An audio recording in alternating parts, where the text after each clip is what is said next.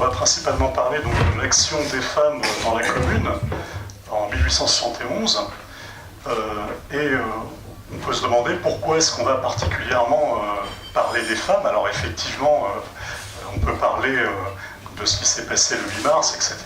Donc c'est la journée internationale des droits de la femme. Mais pourquoi est-ce qu'on va parler particulièrement des femmes? Est-ce qu'il y a une spécificité particulière à parler des femmes? Est-ce qu'il est fondé de distinguer entre hommes et femmes dans la révolution du 18 mars? Est-ce qu'il y a une vertu particulière à être une femme dans cette période? Et est-ce qu'il y a quelque chose qui donnerait à la politique de ce temps un accent particulier?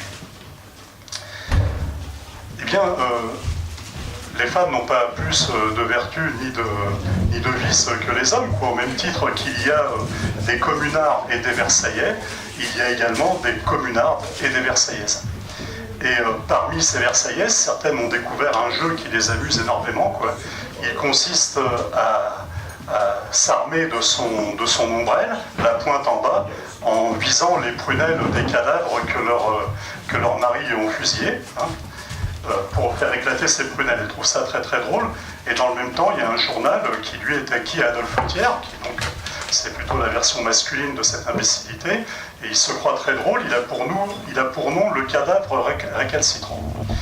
Et il se propose de ne pas assassiner tout de suite la canaille, hein, pour se laisser un petit peu de temps de la torturer et faire avancer ainsi le progrès médical. Donc on est un précurseur de Mengele en quelque sorte. Hein.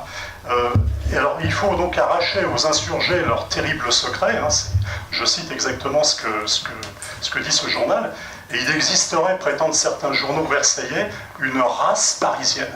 Une race parisienne, et la principale caractéristique de cette race parisienne, c'est d'être composée d'étrangers.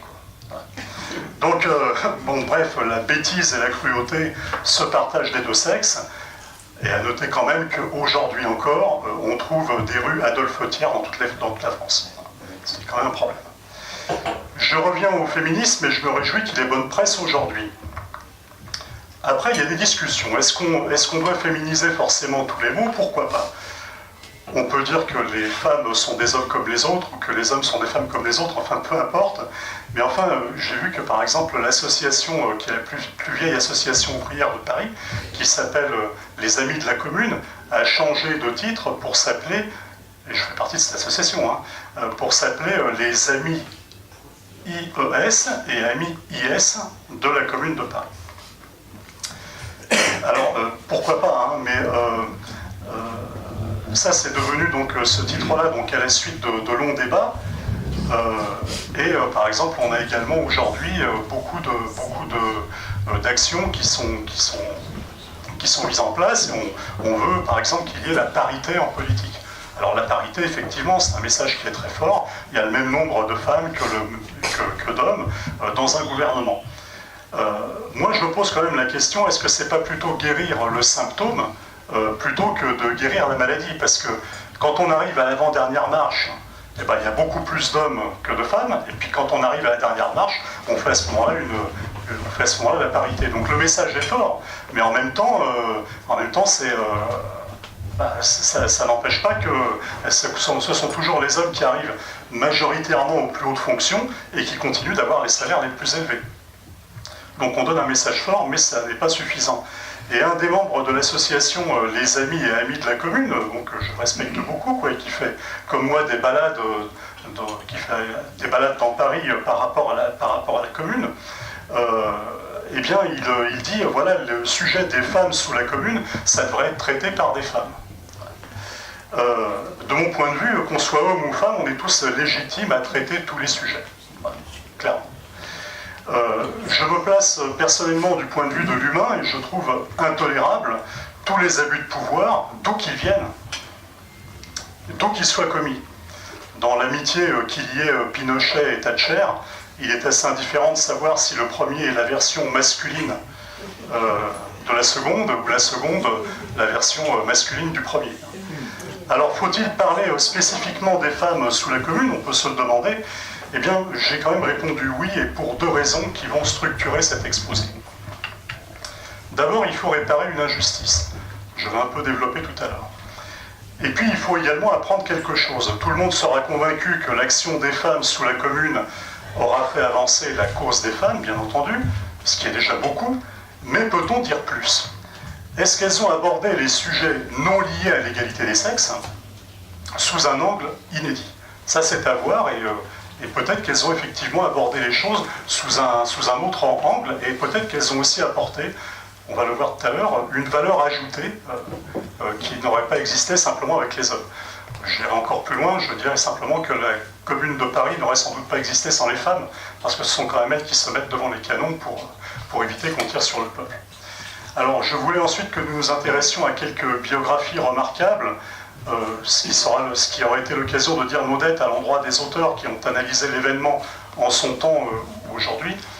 Je pense que nous n'aurons pas forcément beaucoup de temps pour le faire, parce que, vu ce qui vient après, et moi je pensais principalement à 3 femmes qui me paraissent emblématiques. Je pensais par exemple à Victorine Brochet, oui, enfin Brochet c'était son nom de femme mariée, donc je veux dire Brochet, voilà. Donc Victorine Brochet, qui écrit Mémoire d'une morte vivante. Donc là on a réellement le témoignage d'une femme qui vient d'une couche populaire, enfin d'une femme populaire, et puis on a également 2 autres femmes qui sont très emblématiques également, c'est Louise Michel que tout le monde connaît. Alors Louise Michel, on a beaucoup de... Ce qui est intéressant, c'est surtout la version, on va dire, journalistique, quoi. On a une chronique, c'est elle qui nous révèle l'existence d'une 50aine de communards qu'on ne connaîtrait pas sans ça. Et puis on a également une 3e femme qui est remarquable, qui est absolument géniale, qui s'appelle André Léo. Alors André Léo, pourquoi André Léo? Elle a pris, comme souvent à l'époque, les femmes prenaient des noms masculins pour parler, pour faire de la politique. Et André et Léo, c'est simplement le nom de ses 2 enfants, de ses 2 fils jumeaux. L'un s'appelait André et l'autre s'appelait Léo. Voilà. Nous ne pourrons pas en parler trop longuement, mais parce qu'en fait, je pense que chacune mériterait une digression à elle seule. Alors, je viens au premier point, donc, qui est réparer une injustice. Alors, cette injustice, en fait, elle rentre dans le cadre plus général de la mémoire occultée, puisque la Commune est souvent mieux connue à l'étranger qu'en France. Donc, c'est un événement qui a été influent sur le plan international, mais oublié, je dirais même volontairement oublié dans les programmes scolaires. Jusqu'à une période récente, on n'en parlait pas, ou alors on voyait le sujet dans la guerre franco-prussienne. Donc voilà, il y avait la guerre franco-prussienne, et puis lui, cet épisode de la Commune, comme ça, voilà. Alors à la demande de Joël, en fait, j'avais fait une première digression sur les origines de la Commune, où nous avions surtout parlé de ce qui s'était passé entre 1830 et 1871. Je viens quand même sur ce point, parce qu'en fait, quand la Commune arrive, on entend souvent parler, tiens, d'un seul coup, c'est un événement qui se produit, et puis les gens prennent le pouvoir. Non, en fait, de 1830 à 1871, les gens ont vécu plusieurs fois l'Empire, la monarchie, la République, donc en fait, les gens sont quand même affûtés d'un point de vue politique. Alors nous avions donc parlé donc, de cela donc, avec 2 personnes qui étaient mes complices à ce moment-là, qui étaient Delphine et Guillaume, et qui sont toujours très fidèles lorsqu'on fait les digressions. Bon, Guillaume ne peut pas être là ce soir, mais enfin bon, je pense qu'il est là de cœur. Et j'en profite également pour présenter donc Joël qui va dire quelques textes, Agathe qui vient ici pour la première fois, donc sur laquelle nous comptons, Pascal qui était déjà intervenu sur des balades également, quoi, voilà, donc Annabelle qui va également intervenir, et puis Pierre qui se cache derrière la caméra, mais qui va également intervenir. Voilà.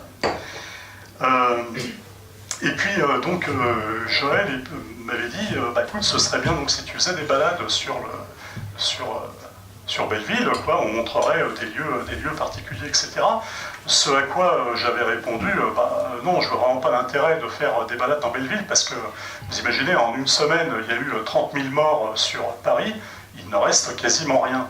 Et réflexion à ce moment-là, aussi bien de Joël que de Pascal, ils me disent tous 2, justement, c'est pour ça qu'il faut faire des balades, puisque justement, il y a un véritable patrimoine immatériel, il faut en parler. D'ailleurs, à terme, dans l'association que nous avons créée, nous pensons que nous demanderons à terme, dans le cadre peut-être du 150e anniversaire de la commune, on pourrait très bien imaginer que l'UNESCO reconnaisse la commune comme patrimoine immatériel de l'humanité. Ce serait intéressant. Alors bon, donc il y a effectivement, donc je viens très rapidement, en fait, ici on est à Belleville, hein, voilà, c'est le lieu où se termine la commune de Paris, mais il y a également la butte aux Cailles, donc le 13e arrondissement, qui est également un lieu très fort de la commune, et Montmartre, qui est également un lieu très fort de la commune. Donc ces trois lieux sont des lieux vraiment emblématiques de la commune de Paris. Donc ça a été à l'origine en fait de l'association qu'on a créée, donc la commune de Paris, les Paris de la commune. Et puis cette association, elle a également un deuxième nom qui s'appelle Printemps 1871. Alors le nom, on a fait un jeu de mots qui est plutôt marrant, de dire la commune de Paris, les Paris de la commune, en termes d'enjeu, mais en fait il revient beaucoup le terme Paris à l'intérieur. Et moi je pense qu'un jour on fera peut-être une digression réellement sur les communes qui se sont passées en province, parce que la commune c'est pas seulement à Paris, c'est aussi en province. Donc quelque part j'aimerais mieux dire la commune de 1871 plutôt que la commune de Paris en tant que telle. Alors depuis, donc, dans le cadre de cette association, donc, on a fait des balades, et la dernière balade que nous avons faite, je vais en parler quand même rapidement parce que on a fait une balade au Père-Lachaise, le 2 décembre, il faisait un froid de canard d'ailleurs, et donc on n'a pas terminé le balade. Je pensais en fait qu'on fasse deux balades au Père-Lachaise, tellement il y a deux choses à dire. Et on avait démarré, c'est là où je veux en venir en fait, on avait démarré sur le mur extérieur du Père-Lachaise, c'est là où je reviens aux femmes, et sur le mur extérieur du Père-Lachaise, il y a le monument aux victimes des révolutions. Ce monument aux victimes des révolutions a été fait par Paul Moreau-Vautier. Paul Moreau-Vautier, c'est dans le square Champlain, hein. Paul Moreau-Vautier est lui-même le fils d'un personnage qui était un communard et qui a même fait partie de la fédération des artistes sous la commune. Alors, la balade s'appelait un petit peu la marche vers l'Est, puisqu'en fait on démarrait disons, de l'Ouest pour arriver jusqu'à l'Est. Et donc on avait appelé ça la conquête de l'Est, parce que bien souvent en fait les quartiers les plus luxueux sont souvent situés du côté ouest des villes, et inversement les quartiers populaires sont situés du côté est. Et donc c'est pour ça qu'on avait appelé ça la conquête de l'Est. Mais je viens donc à ce qui nous avait vraiment interpellé en fait dans cette sculpture, c'est que ce monument représentait une femme. Alors c'est une sculpture, disons, qui était on pourrait dire une sculpture mariale, c'est-à-dire c'était une sculpture qui aurait pu être un tableau de Piero della Francesca, par exemple, qui représente une femme, les bras tendus, c'est la Vierge Marie, avec, voilà, quoi, et donc on voit vraiment cette femme, quoi, parce qu'à chaque fois qu'on veut symboliser quelque chose, on utilise souvent des femmes, et je dis bien, j'utilise à dessein le terme « utiliser », hein, c'est-à-dire qu'on utilise des femmes. Par contre, une fois qu'on rentre dans le cimetière proprement dit, les femmes, il n'y en a plus du tout. Donc les femmes sont présentées en termes symboliques, mais les femmes concrètes qui ont fait la commune, ces femmes-là, on ne les voit pas. Ça va jusqu'au point où une des communardes célèbres, puisqu'elle tenait le club qui est situé pas très loin d'ici, dans l'église Notre-Dame de la Croix, rue Julien Lacroix, qui s'appelait Paul Minck. Eh bien, elle avait une case au columbarium, la case a été réattribuée, quoi. Donc finalement, il y a quasiment... alors, il y a aussi des hommes dont les cases ont été réattribuées, hein, c'est le cas de Lisa Garay, hein, mais je veux dire, ce dont on prend conscience, c'est que, bah voilà, les femmes, en fin de compte, on n'en parle pas du tout, quoi. Donc il faut effectivement réparer cette injustice. Donc il n'y a aucune référence aux femmes réelles. C'est ça qui est vraiment dramatique, en fait. C'est caricatural du manque de reconnaissance accordée aux femmes réelles. Et non, les femmes symboliques, on les a toujours, mais les femmes réelles, voilà, c'est vraiment caricatural. Or, ce sont, comme je le disais tout à l'heure, en fait, ce sont vraiment les femmes qui ont fait la commune. Parce que lorsque Thiers reprendre les canons que les Parisiens ont achetés de leur propre denier, eh bien, les femmes se mettent devant les canons. Et à ce moment-là, les lignards n'osent pas tirer sur les femmes, ils s'aperçoivent qu'ils sont de véritables salauds, et qu'est-ce qu'ils font? Ils lèvent la crosse en l'air et ils fraternisent avec la garde nationale. Donc ça, cet événement-là qui a permis la Commune de Paris, qui a permis l'événement du 18 mars, on le doit essentiellement aux femmes. Donc la révolution du 18 mars, la Commune de Paris, c'est les femmes. Personnellement, j'écris une épopée, qui fera 17 000 vers quand elle sera terminée, et qui parle justement de dont le titre est le temps des cerises. La seule licence que je me sois autorisé dans cette épopée, c'est de mettre Paris au féminin. Alors, voilà, donc ces femmes, donc, elles sont à l'origine de la Commune, et n'oublions pas qu'à l'époque, elles n'avaient même pas le droit de vote. Donc voilà pour l'injustice. Le deuxième point, c'est qu'on veut apprendre quelque chose sur le rôle et l'action des femmes pendant la Commune. Eh bien, nous allons un tout petit peu parler des clubs, mais pas énormément, parce que nous avions déjà fait une digression, peut-être qu'on la refera un jour, sur les clubs pendant la Commune, et qui nous apprend beaucoup sur ce qu'est une démocratie, non pas une démocratie représentative, mais une démocratie participative. Et en faisant un peu de mauvais esprit, je dirais que dans un cas, je parlerai plutôt de monarchie élective, et dans un deuxième cas, je parlerai plutôt de démocratie. Alors, sous le Second Empire, il y a beaucoup de femmes qui travaillent dans la capitale. Alors, pour elles, il ne s'agit pas d'un droit au travail, hein. C'est vraiment une obligation à travailler, parce que c'est une nécessité qui est imposée par la misère. Il y a 114 000 emplois, dont 62 000 ouvrières. Nous sommes au début de l'industrialisation, et il faut faire concurrence à la machine qui, elle, produit sans se plaindre, hein, on est en pleine industrialisation. Et puis, il faut également faire concurrence à des femmes, pour le coup, qui, elles, sont les femmes qui font la main-d'œuvre dans les couvents, et qui, elles, font des tarifs qui sont extrêmement bas, et donc qui font baisser, bien entendu, les salaires des femmes, quoi. Donc, il faut dire que ces femmes ne sont pas forcément non plus du côté des femmes, quoi. Voilà. Les femmes travaillent 12 à 14 heures par jour pour un salaire inférieur de moitié à celui des hommes. La prostitution, à laquelle on donne un nom à l'époque, on appelle ça le 5e quart. Il doit y avoir à peu près 30% des femmes qui se prostituent, quoi. Donc, 5e quart, c'est extrêmement répandu, hein. Alors on voit évidemment que les femmes sont encore plus motivées que les hommes à changer l'ordre social. Et voilà ce qu'écrit Victorine Brochet, dont je vous ai parlé tout à l'heure, qui est une ouvrière, une piqueuse de bottines, dans son livre qui est Souvenir d'une morte vivante, de sa première année à Paris. Elle-même vient d'Orléans.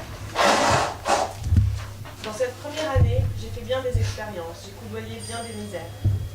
J'ai vu des pauvres femmes travaillant des 12 et 14 heures par jour pour un salaire dérisoire, ayant vieux parents et enfants qu'elles étaient obligées de délaisser, s'enfermer de longues heures dans des ateliers malsains où ni l'air, ni la lumière, ni le soleil ne pénètrent jamais, car ils sont éclairés au gaz. Dans les fabriques où elles sont entassées par troupeaux pour gagner la modique somme de 2 francs par jour, dimanche et fête ne gagnant rien. Souvent, elles passent la moitié de la nuit à réparer les vêtements de la famille. Elles vont aussi porter au lavoir leur linge à couler pour aller le laver le dimanche matin. Quelle est la récompense de ces femmes? Souvent anxieuse, elle attend son mari qui s'est attardé dans le cabaret voisin et ne rentre que quand son argent est aux 3 quarts dépensé. Résultat, la misère noire ou la prostitution. Voilà. Donc voilà la condition des femmes. Donc, effectivement, les questions qu'elles se posent sont des questions tout à fait concrètes. Clairement, elles n'ont rien à perdre, hein, voilà, donc ce sont elles, effectivement, qui sont essentielles, mais vraiment essentielles dans cette révolution. Et elles se mobilisent en particulier, donc la commune, le vote a lieu le 26 mars, la déclaration de la commune est faite le 28 mars, donc la véritable date de la commune, en fait, c'est le 28 mars. Donc ça se fait sur la place de l'Hôtel de Ville.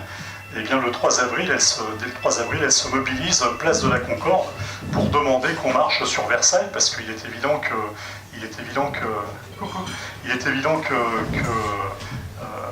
Versailles, voilà, quoi, il va essayer de reconstituer une armée pour se battre ensuite contre les communards, quoi.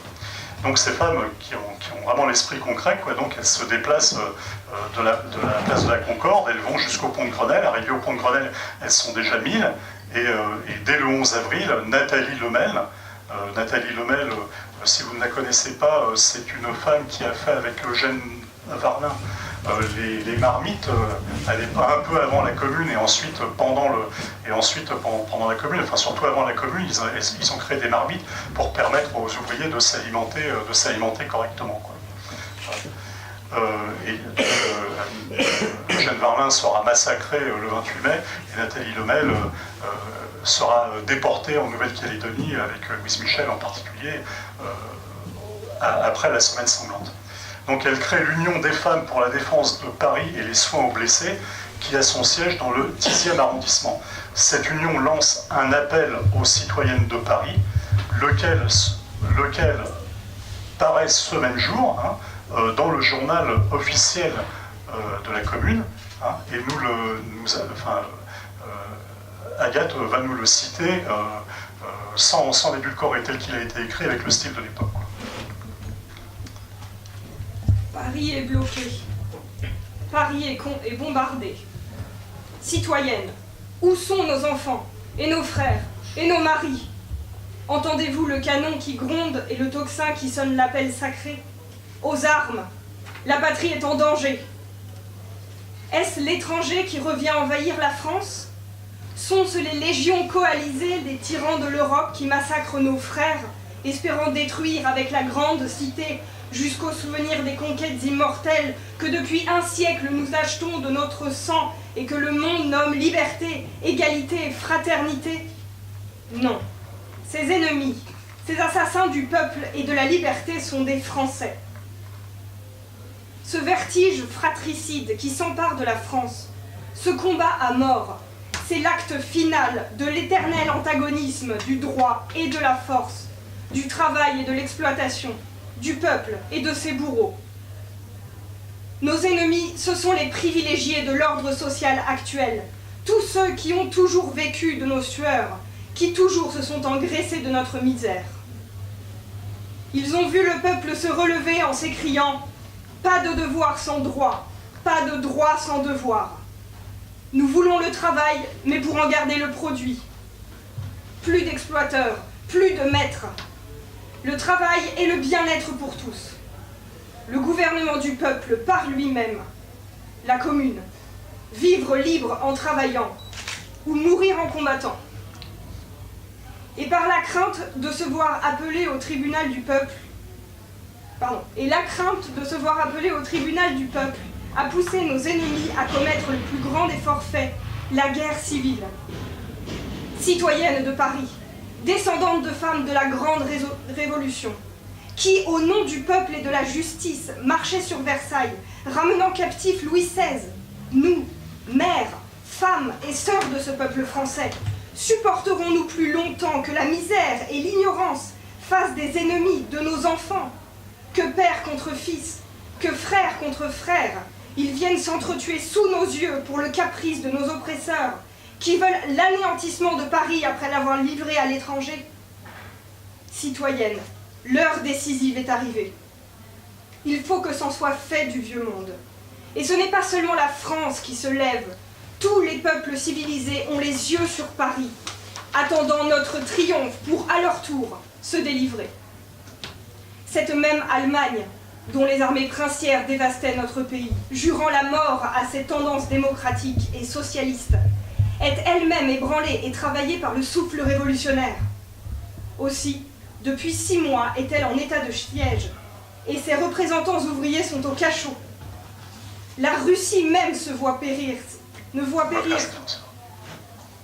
La Russie même ne voit périr ses défenseurs de la liberté que pour saluer une génération nouvelle, à son tour prête à combattre et à mourir pour la République et la transformation sociale.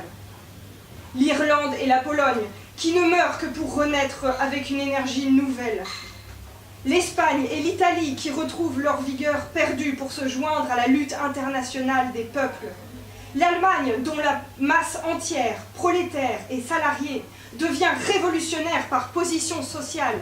L'Autriche, dont le gouvernement doit réprimer les révoltes simultanées du pays même et des pouvoirs slaves. Cet entrechoc perpétuel entre les classes régnantes et le peuple n'indique-t-il pas que l'arbre de la liberté, fécondé par les flots de sang versés durant des siècles, a enfin porté ses fruits? Citoyenne, le gant est jeté, il faut vaincre ou mourir. Que les mères, les femmes qui se disent « Que m'emporte le triomphe de notre cause si je dois perdre ce que j'aime ?» se persuadent enfin que le seul moyen de sauver ceux qui leur sont chers, le mari qui la soutient, l'enfant en qui elle met son espoir, c'est de prendre une part active à la lutte engagée, pour la faire cesser enfin et à tout jamais, cette lutte fratricide qui ne peut se terminer que par le triomphe du peuple, à moins d'être renouvelée dans un avenir prochain. Malheur aux mères, si une fois encore le peuple succombait.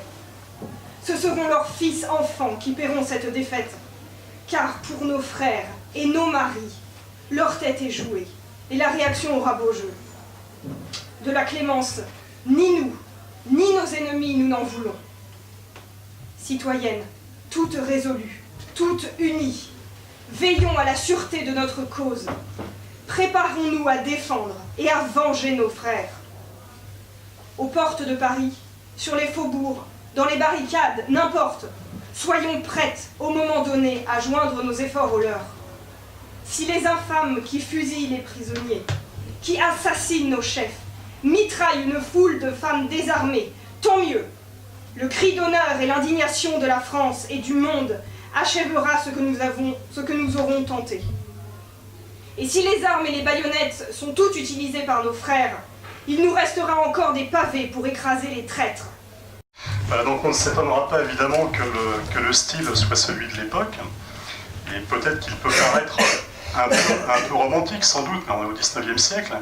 Mais si on veut aller plus loin que le caractère daté de cet appel, on remarquera qu'il est vrai, et qu'il est précurseur sur bien des points.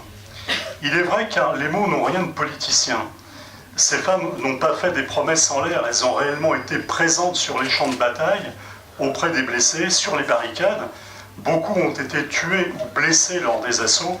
Elles ont subi une répression terrible.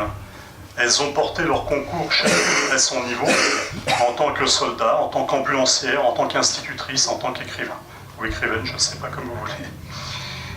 Cet appel est également précurseur parce qu'on voit qu'elles parlent, enfin elles disent pas de devoir sans droit, pas de droit sans devoir. C'est exactement ce que va écrire Eugène Pottier dans les paroles de l'Internationale. Et puis c'est précurseur également au-delà, et ces femmes comprennent parfaitement les enjeux.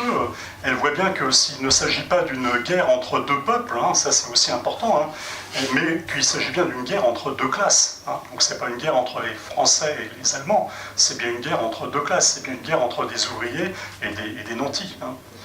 Alors Marx lui-même, au moment du déclenchement de cette guerre, il n'avait pas vu si clair, hein, finalement. Hein. Il croyait que les Parisiens n'étaient que des patriotes obtus et il avait été jusqu'à dire, c'est une phrase terrible qu'il dit, Marx à ce moment-là, il dit « ces Français ont besoin d'être rossés ». C'est épouvantable qu'il dise ça. Alors après, l'expérience de la Commune va contribuer à mieux lui ouvrir les yeux et il va effectivement, suite à la Commune, donc un petit peu réformer sa pensée. Et effectivement, bon, après, voilà, il a dit ça, je veux dire, mais c'est pour montrer qu'en fait, il y a beaucoup de gens, y compris parmi des lettrés, qui n'ont pas forcément compris de quoi il s'agissait, quoi.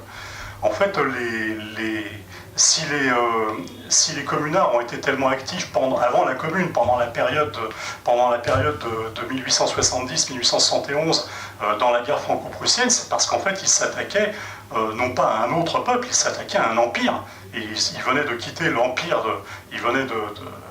l'empire de Napoléon III venait de s'effondrer, et eux, ils voyaient un autre empire en face, et c'est contre l'empire qu'ils se battaient, pas contre autre chose. Et par exemple, Auguste Blanqui, qui est évidemment contre la guerre franco-prussienne, au moment où elle a lieu, elle dit maintenant elle a lieu, il faut se battre contre cet empire qu'on a en face, quoi. Donc c'est pas si simple de dire que par exemple Charles de l'Écluse ou Auguste Blanqui étaient des patriotes qui n'avaient pas compris. Ils avaient compris. Ils avaient compris. Mais ils se battaient en fait contre un empire. Donc ça, il faut bien le comprendre.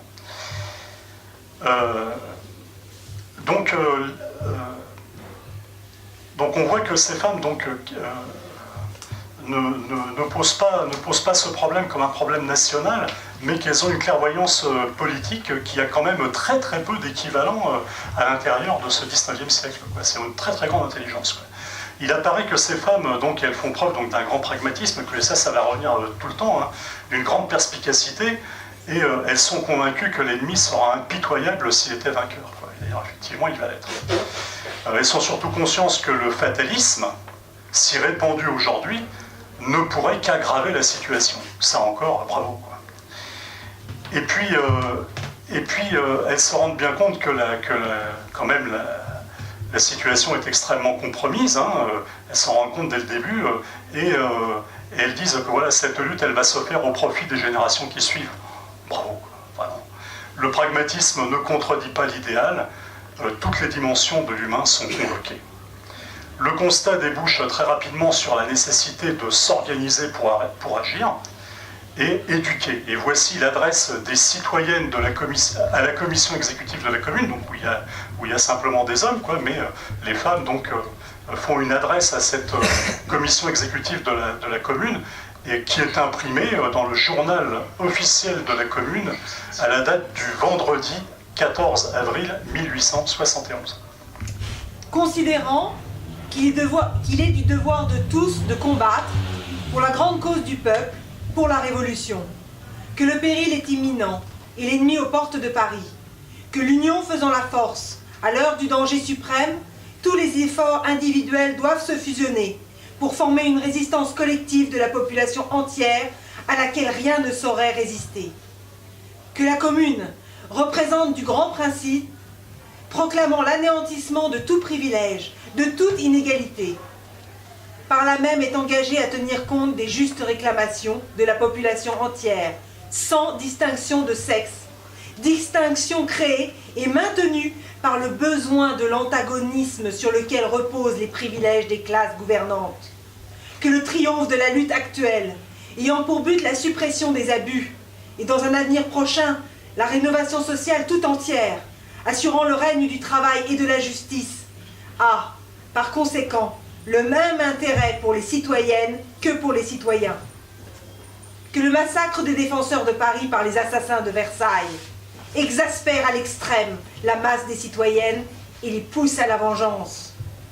Qu'un grand nombre d'entre elles est résolu, au cas où l'ennemi viendrait à franchir les portes de Paris, à combattre et à vaincre ou mourir pour la défense de nos droits communs. Qu'une organisation sérieuse de cet élément révolutionnaire est en une force capable de donner un soutien effectif et vigoureux à la Commune de Paris, ne peut réussir qu'avec l'aide et le concours du gouvernement de la commune. Par conséquent, les délégués des citoyennes de Paris demandent à la commission exécutive de la commune, premièrement, de donner l'ordre aux mairies de tenir à la disposition des comités d'arrondissement et du comité central institué par les citoyennes pour l'organisation de la défense de Paris, une salle dans les mairies des divers arrondissements, ou bien, en cas d'impossibilité, un local séparé où les comités pourraient siéger en permanence. Deuxièmement, de fixer dans le même but un grand local où les citoyennes pourraient faire des réunions publiques. Troisièmement, de faire imprimer aux frais de la commune les circulaires, affiches et avis que les 10 comités jugeront nécessaire de propager. Alors suivent maintenant les noms des délégués, et vous allez bien entendre ces noms avec leur profession, et il est effectivement utile de les mentionner, quoi. Pour les citoyennes déléguées, membres du comité central des citoyennes. Adélaïde Valentin, ouvrière. Noémie Colville, ouvrière. Marquand, ouvrière. Sophie Gray, ouvrière. Joséphine Pratt, ouvrière. Céline Delvinquier, ouvrière. Aimée Delvinquier, ouvrière. Elisabeth Dimitrieff. Donc on voit dans cette liste qu'il n'y a que Elisaveta Dmitrieff, enfin Elisabeth Dmitrieff si vous voulez, je l'appelle Elisaveta Dmitrieff, parce qu'en fait elle vient de Pologne, hein. eh bien vous voyez qu'en fait, contrairement à ce qu'on a dit, souvent après la commune, que la commune était le fait de gens qui étaient lettrés, etc. Non, il y avait beaucoup d'ouvriers dans la commune, beaucoup d'ouvrières en l'occurrence, et effectivement, après la commune, il y a plus de gens lettrés qui ont écrit des bouquins que des gens analphabètes, hein, ça paraît un petit peu logique, hein. Mais dans la réalité, il y avait beaucoup d'ouvrières, quoi. On le voit dans sa signature, quoi. Donc voilà la réalité de la commune. J'avais dit que nous parlerions des clubs. Bon, j'y viens. Les clubs, avant et pendant la commune, sont des lieux d'expression sociale et politique. Puisque, bon, je le répète encore, les femmes n'ont pas le droit de vote, donc le seul endroit où elles puissent s'exprimer, c'est dans les clubs. Et effectivement, elles ne se privent pas de le faire, quoi. Alors, c'était le sujet de notre dernière digression. Les femmes à l'époque donc, sont traditionnellement écartées de la politique, hein, mais grâce à ça, donc, elles vont pouvoir réellement s'investir. Et ce qu'il faut dire aussi, on l'avait vu la dernière fois dans la dernière digression qu'on avait faite sur les clubs, dans un club qui est documenté, puisqu'en fait il avait un journal, il s'appelait le Club des Prolétaires. Ce Club des Prolétaires, il avait également un organe de presse. Et grâce à cet organe de presse, on sait un petit peu ce qui s'est dit à l'intérieur des débats, alors que dans d'autres clubs où les choses se passaient beaucoup au niveau de l'oral, on a moins mémoire de ce qui s'est dit, quoi. Voilà. Eh bien, dans une des réunions, eh bien, il y a 4000 participants, et sur les 4000 participants, il y a 3000 femmes, quoi. Ouais, c'est intéressant. Alors, on ne va pas refaire une digression qui a déjà eu lieu, mais enfin, effectivement, les femmes sous la commune, elles auront fait avancer la cause des femmes, c'est évident. Mais est-ce qu'on peut dire, puisque finalement ces clubs, ils se traitent de plein de choses, est-ce qu'on peut dire qu'elles ont abordé les sujets non liés à l'égalité des sexes sous un angle inédit? Et moi je le pense réellement, parce que quand bien même elles n'auraient simplement fait que donner une promotion, si vous voulez, à la libération de la femme, ce serait déjà beaucoup en soi, mais en plus elles apportent vraiment quelque chose, elles apportent une valeur ajoutée, quoi. Est-ce qu'on peut parler d'un style femme et d'un style homme dans les prises de parole? Alors, je ne sais pas si on peut aller jusque-là. Disons qu'il y a quand même un style qui est plutôt pragmatique et un style qui est plutôt plus idéaliste. On trouvera plus le style idéaliste chez les hommes et on trouvera plus le style pragmatique chez les femmes. C'est évidemment lié à la position sociale, mais pas seulement, hein. C'est aussi lié donc à la position culturelle des intervenants, c'est vrai, mais pas seulement. Et on va écouter un débat entre un étudiant, on va dire un étudiant boutonneux, un ouvrier qui ne s'en laisse pas compter, et une lavandière qui ne lâche pas ses mots. Juste avant de dire ça, en fait, ce texte en fait est tiré du journal Le Prolétaire, enfin du journal Le Prolétaire. Et bon, moi je l'ai mis sous forme de décasyllabe parce que ça rentre à l'intérieur de mon épopée, quoi. Mais la façon dont c'est, enfin, je veux dire, j'ai essayé de l'exprimer quand même de la façon la plus fidèle possible. Un étudiant très jeune et frêle tient des propos musclés sous une grêle de plaisants colibets. L'égalité sera bientôt une réalité. Que voulons-nous? Offrir nos aptitudes et combler nos besoins. La servitude a trop vécu. Tremblez, bourgeois. Marchons, frères, marchons. Que crois-tu, Maigrichon? Que crois-tu? Attends, c'est à moi. Elle est trop loin. Que crois-tu, Maigrichon? Que pouvons-nous faire face à la crapuleuse, en gants et nantis? On ne peut rien. Tais-toi, vaurien, il a bien parlé le petit. À voir si on peut rien. Moi je suis au lavoir et ça fait 40 ans, oui 40 ans. Et pas de quoi me mettre sous la dent. Et moi encore payer mon terme. Alors les mots qu'il dit, c'est tout ce qu'on déplore. Et moi je dis pareil. Et pourquoi donc les uns ont tout et nous autres dindons de la farce on n'a rien? On peut s'unir au moins, gagner pour nous et obtenir pour nos enfants un autre sort. Pas vrai? Donc voilà, donc c'est quand même c'est assez fidèlement quoi, ce qui s'est dit, quoi. Alors donc on voit donc que les femmes s'emparent des propositions concrètes. je pense que cela traverse les époques, hein, parce que pour les femmes, jamais rien n'est gagné, jamais rien n'est acquis d'emblée. Alors effectivement, ce caractère concret, je pense qu'encore aujourd'hui, on peut encore le trouver, quoi. Parce qu'il arrive toujours plus facilement à un homme de pouvoir flotter sur son nuage, comme ça, mais par contre, une femme, elle aura toujours à faire ses preuves dans le contexte où elle vit, et malgré les avancées incontestables, je pense qu'on peut encore dire ça aujourd'hui, quoi. Observons l'action des femmes aussi bien du point de vue de leurs initiatives que de leurs revendications. Sur le plan des initiatives, j'ai envie de voir deux choses en fait, qui n'ont absolument aucun rapport l'une avec l'autre, mais qui montrent bien en fait l'originalité de l'implication des femmes. Les hommes de la commune, donc, qui sont idéalistes, on ne va pas leur reprocher, mais ils vivent à Paris, quoi, et ils ont du mal à penser qu'il y a la province aussi qu'il faut aller réveiller, quoi. Donc, et eux, ils sont un petit peu sur voilà, Paris, capitale du monde, etc., quoi. Et c'est une femme qui, elle, va penser qu'il faut également réveiller la province. Et puis il y a un autre sujet sur lequel on va également un tout petit peu parler, c'est la prostitution, parce que les hommes, effectivement, ils pondent des décrets par rapport à ça, mais derrière, il faut aussi accompagner, quoi. Et cette idée concrète d'accompagner les femmes qui vivent de la prostitution, ça, c'est plutôt les femmes, quoi. Donc on a pu reprocher,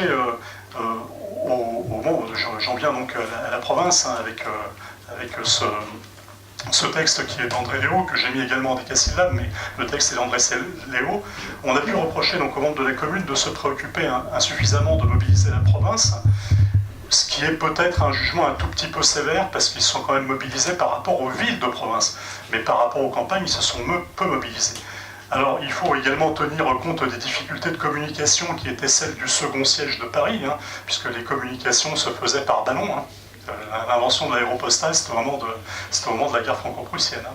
Donc, on envoie des ballons, en fait, pour réveiller la province.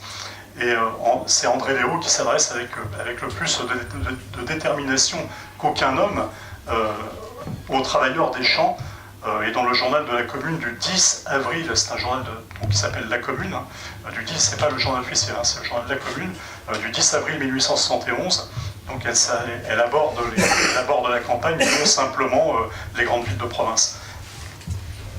Paysans misérables et trébuchants, depuis toujours sur une terre ingrate courbée. L'impitoyable aristocrate est là pour te saigner, et le curé retors et gras pour te faire endurer sans plainte et sans révolte un esclavage subi par tes anciens, dont les ravages te sont connus, et qu'un jour tes enfants connaîtront à leur tour, en étouffant dans une vie indigne et sans espoir. Depuis un temps trop long, on te fait boire ces inepties, que la propriété est le fruit du travail, et la piété une vertu que Dieu enseigne aux riches. Ne vois-tu pas comme le Seigneur triche et ment? Ouvre les yeux, regarde-toi.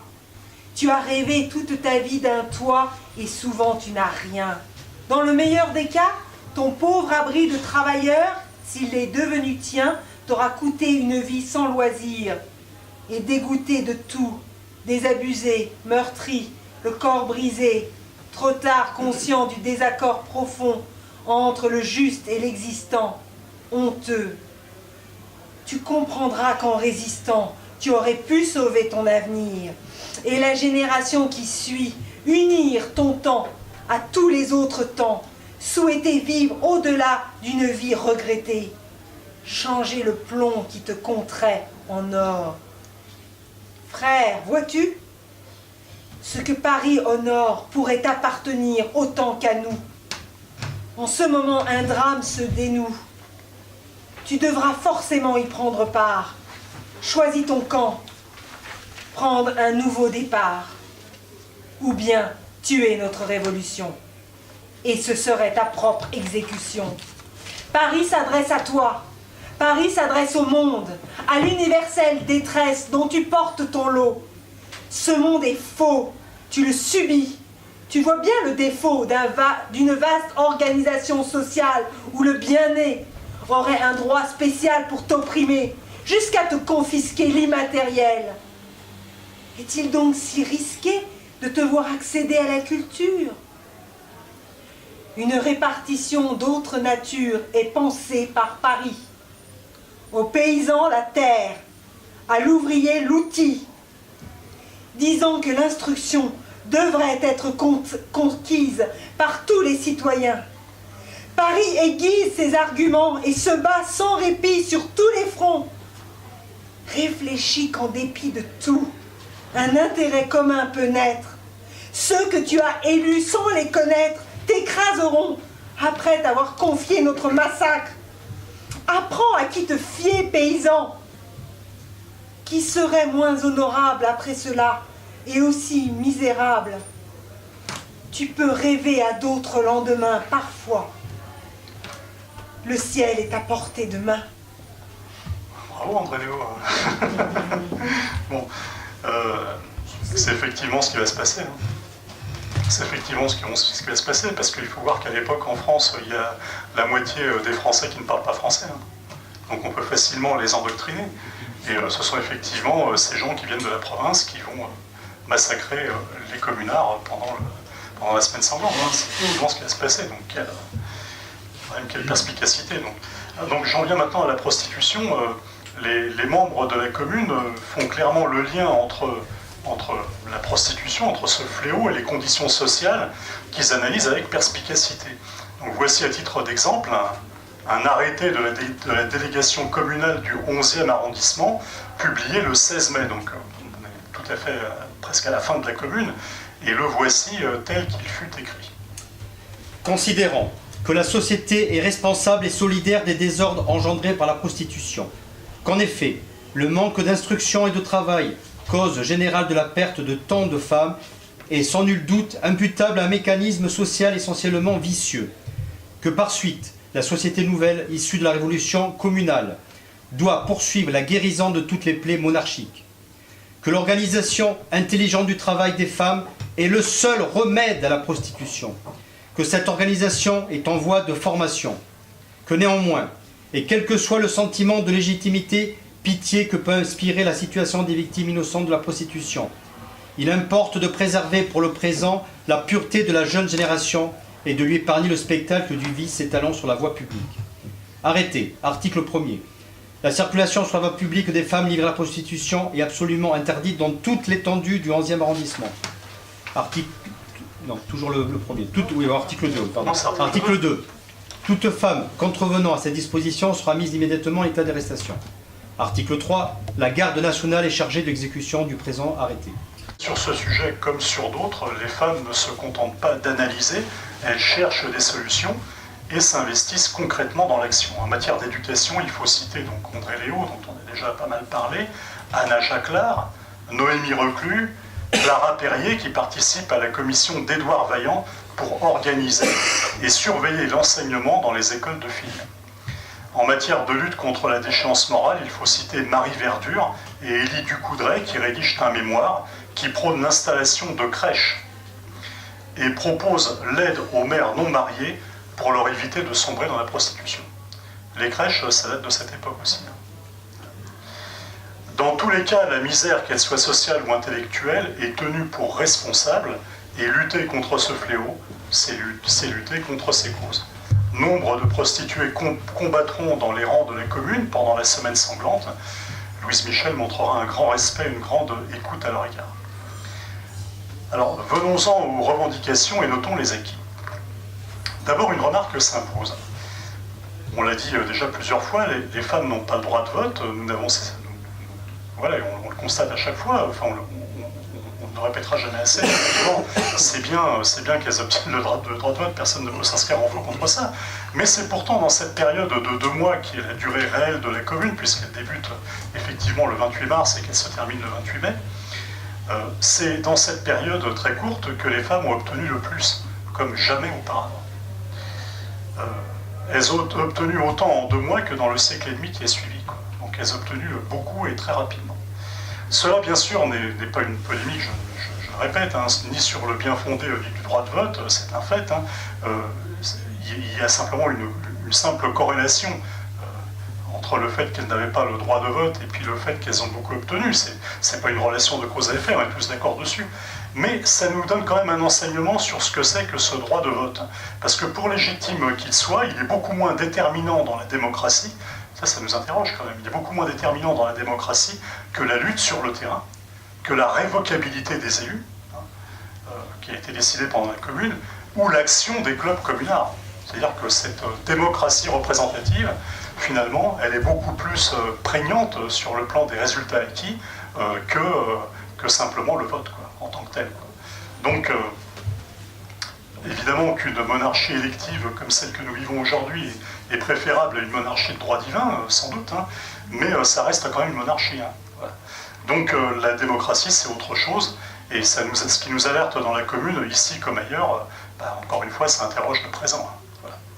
Les femmes pendant la Commune ne sont pas féministes au sens où nous l'entendrions aujourd'hui. Elles sont motivées par la justice et le bon sens et s'inscrivent dans un combat non spécifiquement féminin. Il ne s'agit pas d'un combat unitaire, on va tout à l'heure parler de ce que c'est que l'unité et de ce que c'est que l'union, mais il ne s'agit pas d'un combat unitaire pour les droits des femmes, mais d'une union pour la défense de Paris et les soins aux blessés. Donc tout à l'heure, je pense qu'Agathe nous lira un petit texte sur ce qu'est l'union et l'unité. L'urgence, c'est de faire triompher la Révolution, et les questions sont celles de la survie, tout simplement. Ce sont dans ces cadres de justice et de bon sens que s'inscrivent quelques mesures phares de la Commune, telles que la réquisition des ateliers abandonnés, l'égalité des salaires, les écoles ouvertes aux filles, le droit au divorce et la reconnaissance de l'union libre. Alors les ateliers coopératifs, des associations féminines réclament du travail auprès de Léo Frankel, qui est un Hongrois et qui est en quelque sorte une sorte de ministre du Travail à l'époque de la Commune. Il est responsable de la commission du travail, de l'industrie et des échanges. Et donc on parle de la remise en marche des ateliers abandonnés par leur patron, la réquisition des ateliers. Ces ateliers vont être réquisitionnés par la Commune. Les femmes, toujours avec leur côté pragmatique, recensent les chômeuses, les ateliers vides, font un état des lieux, et préférence pendant la Commune sera donnée aux ateliers coopératifs dans les marchés d'État. Il faudrait qu'on en prenne de la graine aujourd'hui. Nous engageons tout particulièrement les citoyennes dont le dévouement à la révolution sociale est d'un si précieux concours à ne pas rester étrangères à la question si importante de l'organisation du travail, que les diverses professions de femmes se constituent en syndicats et envoient des délégués. Donc ça, c'est Léo Frankel qui dit ça. Alors au niveau de l'égalité des salaires, l'égalité des salaires entre les instituteurs et les institutrices est obtenue pendant la Commune, et c'est également obtenu dans de nombreux ateliers coopératifs autogérés. Sur le plan de l'éducation, la Commune ouvre le premier établissement d'enseignement professionnel pour les filles. Dans le 6e arrondissement, la question de l'éducation est essentielle, comme le mentionne le père Duchesne. Donc il y avait à l'époque principalement deux journaux qui étaient extrêmement connus. Il y avait le Cri du peuple de Jules Vallès, et puis il y avait le père Duchesne qui était une sorte de remake du père Duchesne qui existait pendant la Révolution de 1700, en 1793. Quoi. Donc c'est daté du 9 avril. Si vous saviez, citoyenne, combien la Révolution dépend des femmes, c'est alors que vous ouvririez l'œil sur l'éducation des filles. Et vous ne les laisseriez pas, comme on l'a fait jusqu'ici, dans l'ignorance. Donc j'en ai parlé, donc il y a également le droit au divorce, et il y a la reconnaissance de l'union libre, la pension qui est accordée aux gardes nationaux qui sont tués au combat.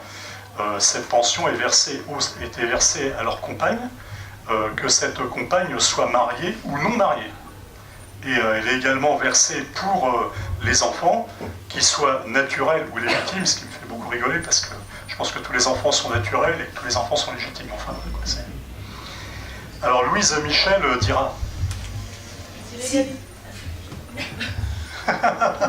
l'égalité entre les deux sexes était reconnue, ce serait une fameuse brèche dans la bêtise humaine. En attendant, la femme est toujours, comme le disait le vieux Molière, le potage de l'homme. Il y a fiche trop longtemps que nous avons fait justice de cette force-là, et nous sommes pas mal de révoltés. Prenons tout simplement notre place à la lutte sans la demander. Ça c'est bien aussi, quoi. On ne demande pas une place, on la prend, quoi. Donc de ce fait, évidemment, plusieurs milliers de femmes vont prendre part à la lutte sur les barricades et subiront de Versailles également une épouvantable répression.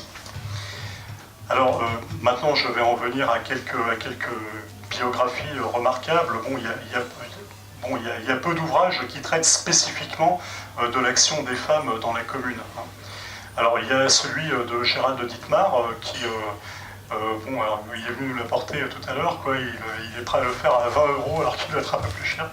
Et puis il a également apporté une biographie de Louise Michel qu'il fera également à 20 €. Sinon, vous pouvez aussi l'acheter dans sa librairie qui est au 371 rue des Pyrénées. Je précise que je n'ai aucune action dans cette histoire. Voilà. Enfin, non, mais les ouvrages sont intéressants, puis en plus, il y a pas mal de photos de femmes importantes de la commune, et franchement, elles ont des tronches. C'est vraiment sympa à voir. Donc voilà. Alors pour se documenter donc, en allant droit à l'essentiel, donc on peut lire également l'article Femmes dans le dictionnaire de la commune de Bernard Noël, c'est chez Champ Flammarion. C'est une véritable mine d'informations, c'est très très intéressant. Donc il consacre environ moins de 4 pages, mais je veux dire c'est un dictionnaire, hein, et ça donne quand même une bonne idée de ce que c'était de ce qu'a été l'action des femmes sur la commune. Il y a également des petites biographies, et il y a même ce dictionnaire qui consacre à l'actrice Agar, qui était une grande tragédienne de l'époque, à Victorine Brochet, à Marie-Augustine Chiffon, à d'autres peu connus aujourd'hui, les plus célèbres étant Elisabetta Dmitrieff, dont nous avons parlé, Anna Jacquelard, Nathalie Lemel, André Léo, Louise Michel. Les Amis de la Commune, par ailleurs, ont édité une petite brochure de 16 pages qui s'appelle « La Commune, l'action des femmes ». Bon, c'est assez court. Pour aller plus loin, on peut lire l'incontournable ouvrage d'Édith Thomas qui s'appelle « Les pétroleuses ». Je ne sais pas s'il est encore édité aujourd'hui. Voilà. Donc il y a également un dictionnaire, un petit dictionnaire des femmes de la commune par Claudine Ray, Annie Gaïa et Sylvie Pépineau, qui est édité aux éditions Le Bruit des Autres, aux éditions Libertalia, Le Bruit des Autres. Il y a quand même plus de 800 femmes qui sont répertoriées. Par ailleurs, il existe quelques biographies de communards les plus célèbres par des auteurs récents ou non. On a également, il y a quand même pas mal d'autres ouvrages, malgré tout. Louise Michel est une mine d'informations, je l'ai dit tout à l'heure. André Léo, si vous regardez le dictionnaire des femmes sous la commune de Odile Ray en particulier, elle est notée sous le nom Léodile Béra parce qu'elle met systématiquement le nom de jeunes filles des femmes. C'est une femme qui est d'une extrême clairvoyance, c'est vraiment extrêmement intéressant. Alors nous allons terminer par deux citations de deux hommes, nous allons presque terminer par deux citations de deux hommes de l'époque qui sont conscients l'un comme l'autre des enjeux, un poète Victor Hugo et un révolutionnaire Benoît Malon qui a également été le compagnon d'André Léo. Voilà. Et donc voilà c'est le texte qui vont être dit, texte écrit par des hommes, mais qui vont être dits par des femmes bien fait pour eux. Il est douloureux de le dire, dans la civilisation actuelle, il y a une esclave. La loi a des euphémismes. Ce que j'appelle une esclave, elle l'appelle une mineure. Cette mineure, selon la loi, cette esclave selon la réalité, c'est la femme. L'homme a chargé inégalement les deux plateaux du code, dont l'équilibre importe à la conscience humaine. L'homme a fait verser tous les droits de son côté et tous les devoirs du côté de la femme. De là, on trouve le profond. De là, la servitude de la femme. Dans notre législation telle qu'elle est, la femme ne possède pas, elle n'est pas en justice, elle ne vote pas, elle ne compte pas, elle n'est pas. Il y a des citoyens, il n'y a pas de citoyennes. C'est là un état violent, il faut qu'il cesse. Un fait important entre tout ce qu'a mis en lumière la Révolution de Paris, c'est l'entrée des femmes dans la politique. Sous la pression des circonstances, par la diffusion des idées socialistes, par la propagande des clubs, elles ont senti que le concours de la femme est indispensable au triomphe de la révolution sociale, arrivée à sa période de combat. Que la femme et le prolétaire, ces derniers opprimés de l'ordre ancien, ne peuvent espérer leur affranchissement qu'en s'unissant fortement contre toutes les forces du passé. Donc, premier texte de Victor Hugo et deuxième texte de Benoît Vallon. Et tout à l'heure, je vous avais promis un petit cadeau d'Agathe sur la notion d'union et la notion d'unité par un des membres de la commune qui s'appelait Arthur Arnould et qui a écrit, alors, également Gérald de la réalité, qui s'appelle « Histoire populaire et parlementaire de la commune de Paris ». Les hommes ont confondu l'unité avec l'union. C'est là que gît toute l'erreur. L'union fait la force, l'unité fait le despotisme. Autant l'une apporte de bien, autant l'autre produit de mal. Un abîme les sépare. L'union est le pacte par lequel un certain nombre d'individus, êtres moraux ou matériels, stipulent en pleine liberté, en pleine indépendance, un contrat par lequel, ayant les mêmes intérêts et les mêmes besoins, les mêmes aspirations et le même but, ils unissent leurs efforts et mettent en commun leur action, mais cette union ne doit pas aller au-delà, et elle suppose une communauté d'intérêts immédiate ou une véritable conformité d'idéal, soit politique, soit sociale. Elle sous-entend que, pour tout le reste, on est libre et conserve la direction de soi-même. L'unité, au contraire, est l'abdication sous un joug uniforme, qui s'étend à tous et sur tout. On lui sacrifie toujours plus qu'on en reçoit, puisque chacun des groupes naturels qui la constituent, étant noyé, submergé par le nombre immense des autres groupes, chaque individu, chaque collectivité partielle, supporte à soi seul et sur tous les points à la fois le poids total de la masse entière. L'unité est quelque chose d'essentiellement fictif, arbitraire, qui écrase et qui broie, pour créer de parties diverses et autonomes un seul édifice où nul n'a plus de liberté de ses mouvements, ni la possibilité de se développer sans entraîner avec soi l'universalité de ceux auxquels il se trouve lié comme un forçat à sa chaîne. L'unité a toujours quelque chose de factice et de tyrannique, en ce sens qu'elle ne repose pas sur des lois naturelles, qu'elle n'est point le produit prime sautier des besoins de l'homme, mais le produit conventionnel de certaines nécessités ou de certaines conceptions philosophico-politiques qui ne profitent qu'à quelques-uns au détriment du plus grand nombre. L'union est la réalisation de l'unité des sentiments, des volontés, des intérêts. C'est une chose essentiellement morale, où chacun a son droit et son autonomie respectée. L'unité est sans respect du droit et de l'autonomie, l'union forcée, superficielle, extérieure des sentiments, des volontés et des intérêts les plus discordants. L'union, c'est l'association. L'unité, c'est la caserne. Voilà.